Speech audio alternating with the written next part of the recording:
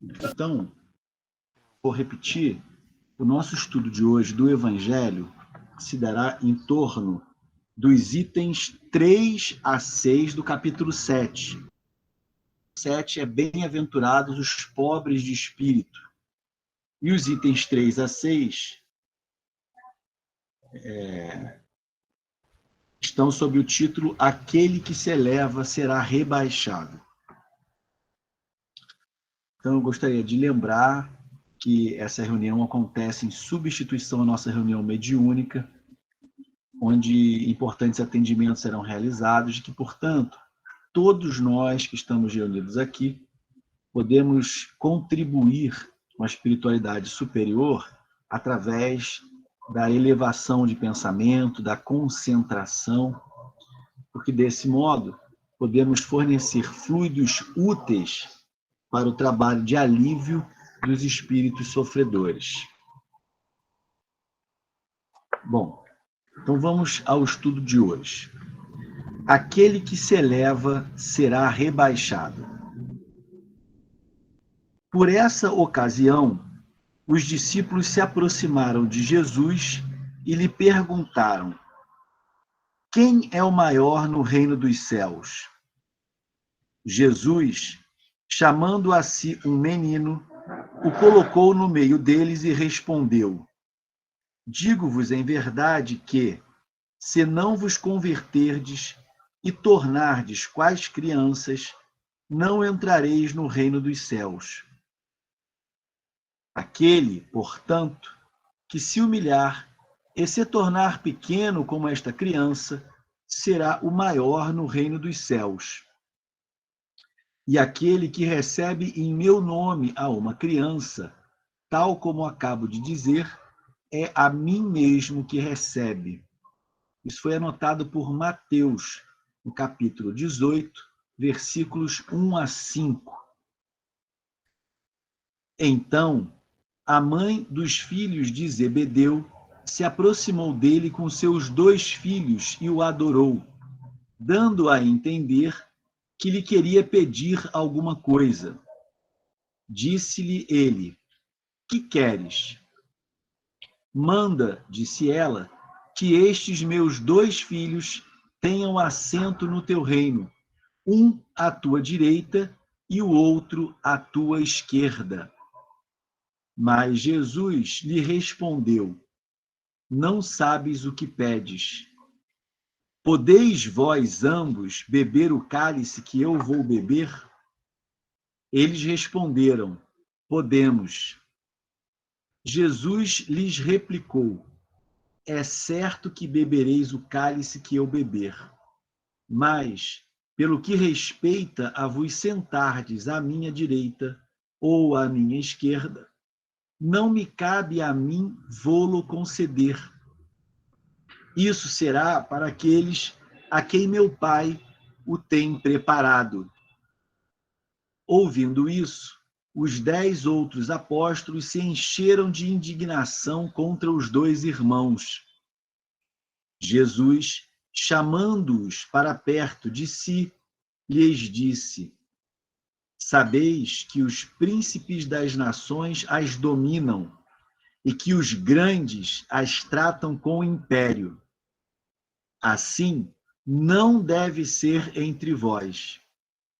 Ao contrário, aquele que quiser tornar-se o maior, seja vosso servo, e aquele que quiser ser o primeiro entre vós, seja vosso escravo. Do mesmo modo que o Filho do Homem não veio para ser servido, mas para servir e dar a vida pela redenção de muitos.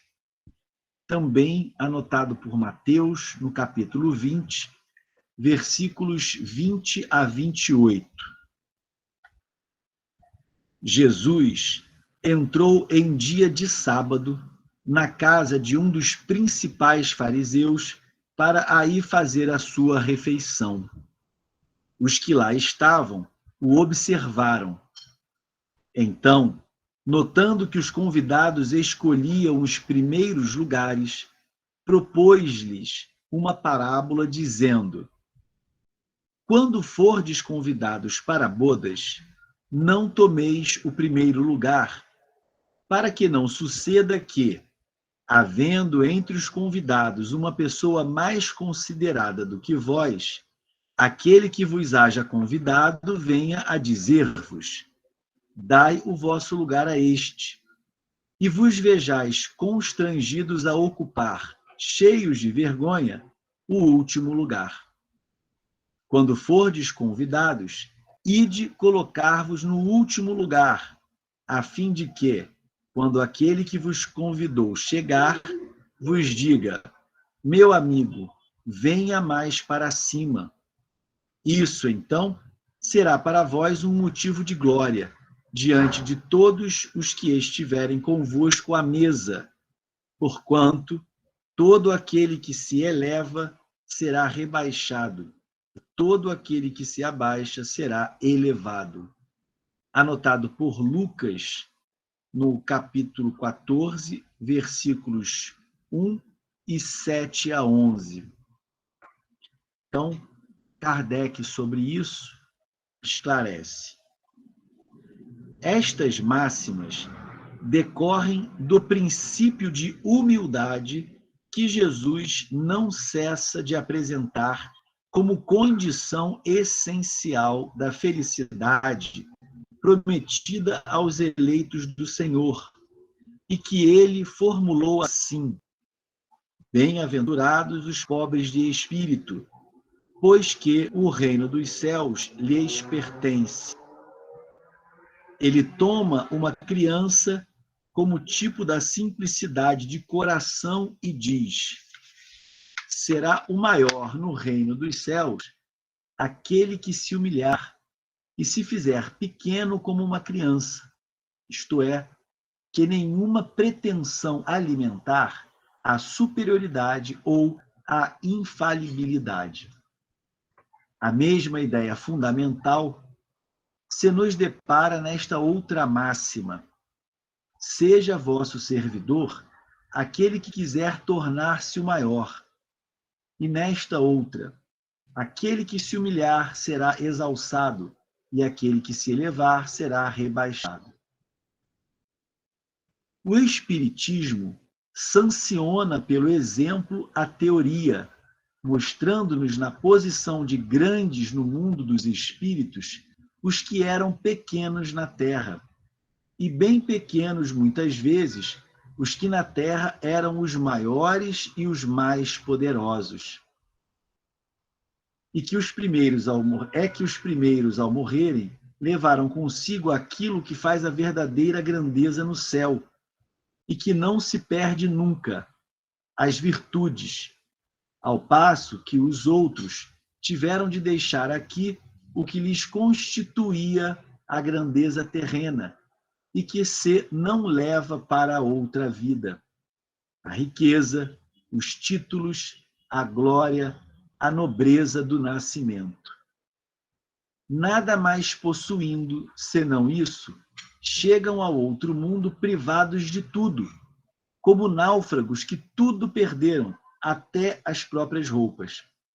Conservaram apenas o orgulho, que mais humilhante lhes torna a nova posição, porquanto veem colocados acima de si e resplandecentes de glória os que eles na terra espezinharam. O Espiritismo aponta-nos outra aplicação do mesmo princípio nas encarnações sucessivas, mediante as quais os que numa existência ocuparam as mais elevadas posições descem em existência seguinte as mais ínfimas condições, desde que os tenham dominado o orgulho e a ambição. Não procureis, pois, na terra os primeiros lugares, nem vos colocar acima dos outros, se não quiserdes ser obrigados a descer. Buscai, ao contrário, o lugar mais humilde e mais modesto, porquanto Deus saberá dar-vos um mais elevado no céu, se o merecerdes. Então, essa é uma lição muito importante. eu acho que, dentre as lições, dentre as diversas, as muitas lições que Jesus nos deixou, me parece as mais tocantes, no meu modo de ver, foram a do perdão e a da humildade. Ambos essenciais para a nossa felicidade. O perdão fica para um outro estudo. Nosso foco hoje é nessa virtude essencial e tão difícil para nós de ser desenvolvida em nossos corações, que é a humildade. Então, a própria vida de Jesus, não um momento apenas. Nós costumamos lembrar a manjedoura, lembramos o lava-pés, mas toda a passagem do Cristo aqui na Terra foi um exemplo de humildade. Porque Jesus é um espírito cuja luminosidade nós sequer somos capazes de conceber. Não conseguimos vislumbrar o tipo de mundo que serve de morada para um espírito da ordem de Jesus. E, no entanto, ele andou aqui nessa humilde escola de almas decaídas entre nós, envergando um corpo material como o nosso. Fez questão de nascer numa manjedoura e teve por espectadores animais e pastores. Jesus andou entre os simples e acolheu os desenganados, os abandonados, aqueles que eram rechaçados pela sociedade, os pequeninos da terra. E toda a vida de Jesus é um exemplo para nós, porque outro não foi o objetivo da sua encarnação aqui na Terra, senão o de nos ensinar a construirmos em nossos corações o reino dos céus. Então, tudo o que ele fez é importante para o nosso estudo, para a nossa compreensão e para que acolhamos esses exemplos e os tornemos vivos na nossa prática, na nossa convivência, na nossa vida de relação. Há exemplos no livro O Céu e o Inferno que se encaixariam perfeitamente bem no estudo de hoje, particularmente uma rainha que se manifesta falando exatamente o que Kardec diz aqui, que foi poderosa, foi rica aqui na Terra, mas que no mundo espiritual encontrou acima de si espíritos que ela que desprezava, por pequeninos e humildes que eram. Então, é interessante que na passagem que trata dos filhos de Zebedeu, a mãe pede a Jesus que garanta um lugar à esquerda e à direita de si para os seus filhos. Isso demonstra uma completa incompreensão do que significa o reino dos céus. Então, ela estava transferindo para o reino dos céus o que era e talvez ainda seja hábito aqui na Terra. Então, aqui o sujeito quer ser amigo do rei para receber benefícios, receber privilégios, mas no reino dos céus isso não é suficiente. Não basta sermos amigos do rei, porque o rei é Deus, é nosso Pai e nos ama a todos, mas quer que a nossa felicidade integral, felicidade sem máculas, seja fruto de uma construção a qual nos dediquemos usando a nossa vontade e usando todos os recursos com que Ele nos muniu. Deus nos dá todas as condições de que necessitamos para construirmos esse reino em nossos corações. Então, esse lugar privilegiado, esse lugar bom, ele não é uma questão de obter, de ganhar, é uma questão de tornar-se.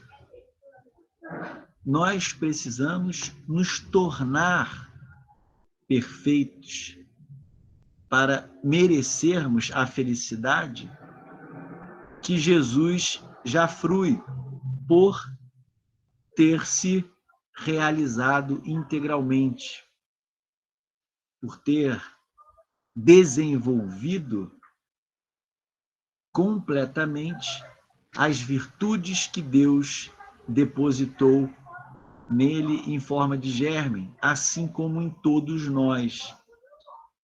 Então, o equívoco dessa mãe era achar que, independente da condição de cada um, Jesus arbitrariamente escolheria alguém e diria: fica aqui do meu lado. Mas estar ao lado de Jesus, como representado na história, não é uma questão de favor, é uma conquista pessoal que exige o domínio das nossas más inclinações, exige livrarmos-nos das nossas imperfeições e desenvolvermos as virtudes. E me parece, é quase impossível desenvolver as virtudes sem que a humildade esteja crescendo em nós. O orgulho e a vaidade são os maiores inimigos das nossas virtudes, são os maiores empecilhos para que nós desenvolvamos as virtudes que nos tornarão felizes.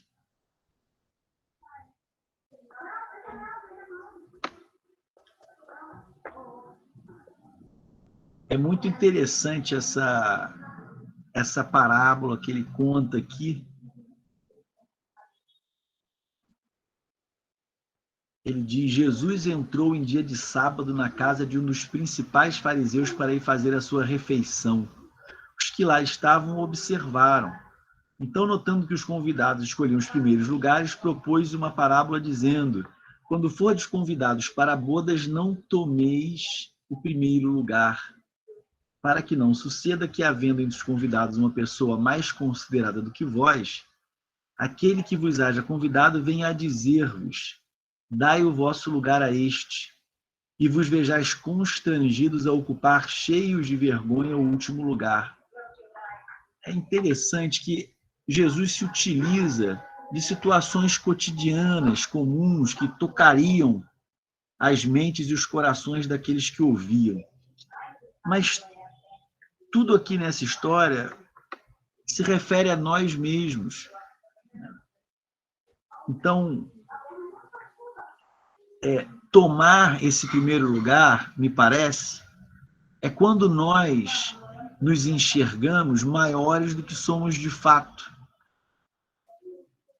Mas a realidade não pode ficar encoberta para sempre. E me parece, essa queda para o último lugar não nos é imposta por outrem, que chega e nos diz, não, vai mais para longe, dá esse lugar para outro. Somos nós mesmos que, inevitavelmente, teremos que facear a nossa pequenez. Não é possível nós nos iludirmos para sempre. Alguma hora, a nossa real condição espiritual se estampa diante de nós, torna-se clara, visível. E eu imagino o sofrimento que deve ser imaginar-se grande e enxergar-se pequeno.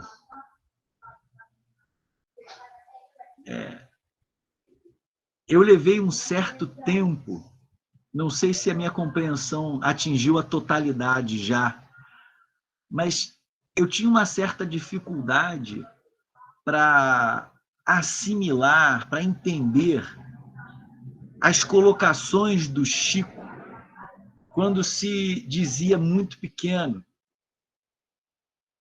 Porque nós crescemos tendo no Chico uma referência de espírita, uma referência de cristão, dos espíritos mais iluminados que estiveram por essas terras aqui. Mas ele se dizia sempre muito pequeno, muito humilde. E, por um tempo, aquilo me parecia forçado, artificial. Mas é porque eu é que era cego. De fato, o Chico certamente é muito maior que eu, mas ele enxergava com muito mais clareza a sua real condição do que eu a minha. Então, a mim, ele continua sendo um espírito digno de imensa admiração. No entanto, talvez, aos seus próprios olhos, diante de tudo que lhe faltava caminhar até a perfeição, ele se sentia pequeno, e isso era autêntico. Não era um teatro feito por ele, mas era a expressão de um espírito que sabe a distância que ainda nos falta cumprir. Às vezes, é interessante nós olharmos para trás para vermos o tanto que nós já caminhamos. E o objetivo disso é impedir o desânimo, é nos dar forças para continuar. Mas me parece, nós devemos passar menos tempo olhando para trás e mais tempo olhando para o que nos falta caminhar, porque é olhando para frente que a gente continua caminhando. O tempo que eu passo olhando para trás, eu fico parado, fico marcando passo. Então, olhar para frente não deve nos desanimar. Pelo contrário, deve ser um estímulo para que a caminhada continue. Mas certamente a visão do alvo que nós queremos atingir vai nos ajudar a desenvolver esse senso de humildade que o Chico demonstrava, por ter talvez uma clareza que ainda nos falta. Então, falando nos exemplos do Cristo, falando no Chico, que era esse espírito para nós luminar, mas que sempre foi tão humilde, eu acho que essa história ela cai muito bem. É uma historinha contada pelo espírito Neio Lúcio, por quem eu tenho particular estima, porque a minha evangelização se deu em culto no lar, na casa de um tio, e lá, nesse culto, antes do evangelho, era sempre lido o livro Jesus no Lar, que é um livro ditado pelo Neio Lúcio. Então, passei a minha infância aprendendo as lições do Espiritismo através das historinhas contadas pelo Néio Lúcio. Só que naquele livro eram histórias sobre Jesus. Então, esse capítulo do livro Ideias e Ilustrações trata da humildade e chama-se O Burro de Carga. No tempo em que não havia automóveis, na cocheira de famoso palácio real, um burro de carga curtia imensa amargura em vista das pilhérias e remoques dos companheiros de apartamento. Reparando-lhe o pelo maltratado, as fundas cicatrizes do lombo e a cabeça tristonha e humilde, aproximou-se formoso cavalo árabe, que se fizera detentor de muitos prêmios, e disse orgulhoso: triste sina a que recebeste, não invejas minha posição nas corridas? Sou acariciado por mãos de princesas e elogiado pela palavra dos reis. Pudera, exclamou um potro de fina origem inglesa, como conseguirá um burro entender o brilho das apostas e o gosto da caça?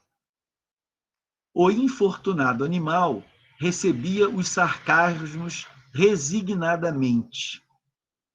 Outro soberbo cavalo, de procedência húngara, entrou no assunto e comentou: há 10 anos, quando me ausentei de pastagem vizinha, vi este miserável sofrendo rudemente nas mãos de bruto amansador. É tão covarde que não chega a reagir nem mesmo com um coice. Não nasceu senão para carga e pancadas. É vergonhoso suportar-lhe a companhia. Nisto, admirável jumento espanhol acercou-se do grupo e acentuou sem piedade: lastimo reconhecer neste burro um parente próximo. É animal desonrado, fraco, inútil. Não sabe viver senão sob pesadas disciplinas. Ignora o aprumo da dignidade pessoal e desconhece o amor próprio. Aceito os deveres que me competem até o justo limite, mas, se me constrangem a ultrapassar as obrigações, recuso-me a obediência, pinoteio e sou capaz de matar. As observações insultosas não haviam terminado quando o rei penetrou o recinto em companhia do chefe das cavalariças. Preciso de um animal para serviço de grande responsabilidade, informou o monarca. Animal dócil e educado, que mereça absoluta confiança. O empregado perguntou: não prefere o árabe, majestade? Não, não, falou o soberano. É muito altivo e só serve para corridas em festejos oficiais sem maior importância. Não quero potro inglês? De modo algum. É muito irrequieto e não vai além das extravagâncias da caça. Não deseja o húngaro? Não, não. É bravio, sem qualquer educação. É apenas um pastor de rebanhos. O jumento serviria? Insistiu o servidor atencioso. De maneira nenhuma. É manhoso e não merece confiança. Decorridos alguns instantes de silêncio, o soberano indagou: onde está o meu burro de carga? O chefe das cocheiras indicou entre os demais. O próprio rei puxou-o carinhosamente para fora, mandou ajaezá-lo com as armas resplandecentes de sua casa e confiou-lhe o filho, ainda criança, para a longa viagem. Assim também acontece na vida. Em todas as ocasiões, temos sempre grande número de amigos, de conhecidos e companheiros, mas somente nos prestam serviços de utilidade real aqueles que já aprenderam a suportar, servir e sofrer sem cogitar de si mesmos. Neio Lúcio. E complementam ainda Regueira Costa. Abriga-te na humildade, não busques mundana estima. O ouro afunda no mar, a palha fica por cima. E diz ainda Sabino Batista: nunca vejas no vizinho defeitos, fraquezas, taras. A ostra mora no lodo, criando pérolas raras. E André Luiz diz: quem não deseja suportar é incapaz de servir.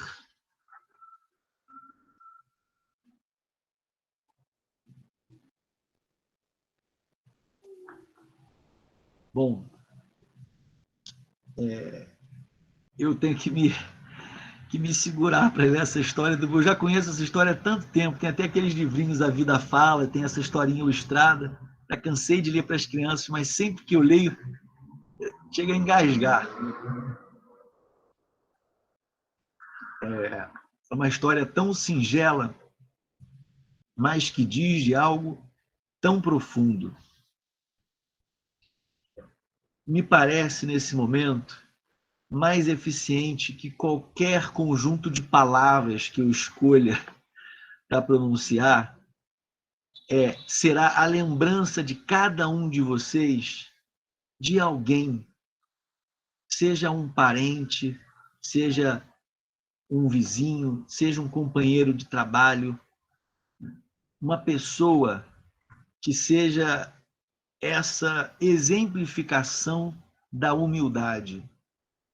Como essas pessoas são marcantes nas nossas vidas.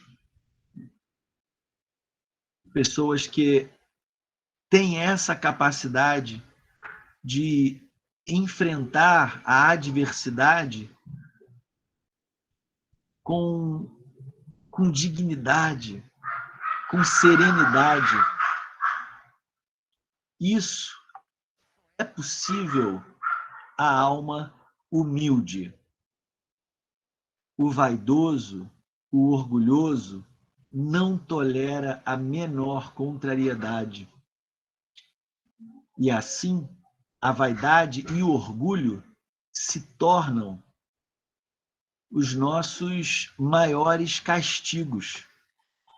Quando nós nos permitimos permanecer orgulhosos, permanecer vaidosos, nós estamos preservando um espinho enfiado na nossa carne. O orgulho e a vaidade têm como única consequência nos trazer sofrimento, nos trazer inimizade, nos trazer antipatia, motivos de desgosto. Por outro lado, como é suave, como é delicada a presença da pessoa humilde. A sua presença nos é por demais agradável, mesmo diante das contrariedades da vida, das dificuldades. Ela mantém um sorriso sereno de quem sabe que a sua pequenez é guardada por Deus, que nos acolhe e deseja o nosso bem. A alma humilde se entrega a Deus com a mesma confiança que a criancinha se entrega aos seus pais, certa de que ali ela terá segurança, ela terá orientação, ela terá conforto. O orgulho e a humildade, o orgulho e a vaidade são as nossas características que mais nos afastam de Deus. E a humildade, a que mais nos aproxima.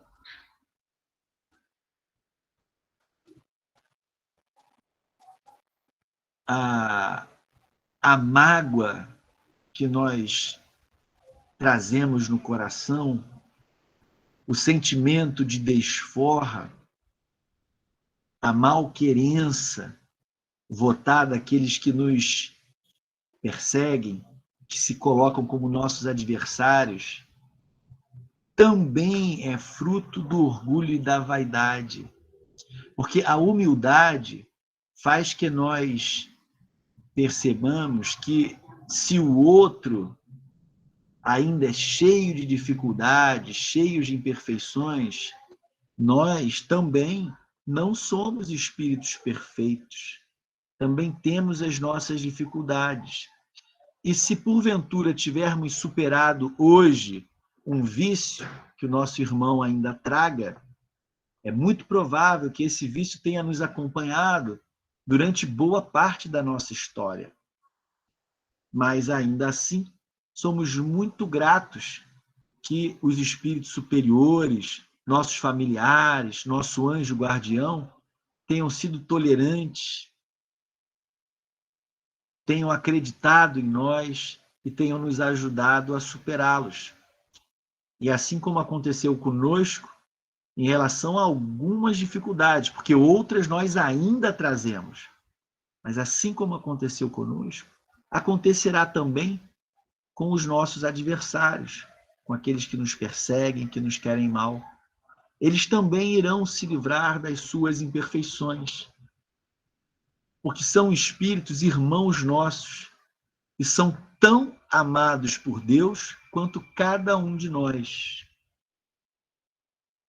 Então, a humildade é fundamental para que nós enxerguemos toda a humanidade como constituída de irmãos e irmãs nossos, aos quais devemos querer bem e cujos erros, ao contrário de nos agastarem, de nos irritarem, de nos incutirem um sentimento de mal-querer, de ódio, de raiva, pelo contrário, devem nos inspirar compaixão, porque nós sabemos que toda imperfeição acarreta sofrimento. Então, que essa lição tão bonita que o Cristo nos deixou, da humildade, toda a sua passagem pela Terra, foi uma expressão dessa virtude tão bela e que é mãe das outras virtudes. Nós precisamos da humildade para enxergarmos o quanto nós ainda precisamos melhorar.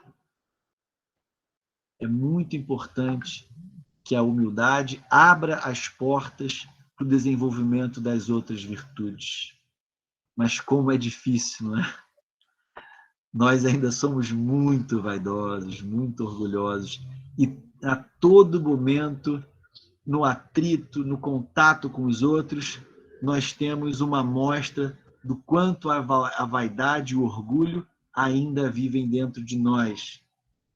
Mas não é para nós desanimarmos, é para nós estarmos atentos e utilizarmos as ferramentas que o Espiritismo nos oferece para superarmos essa dificuldade.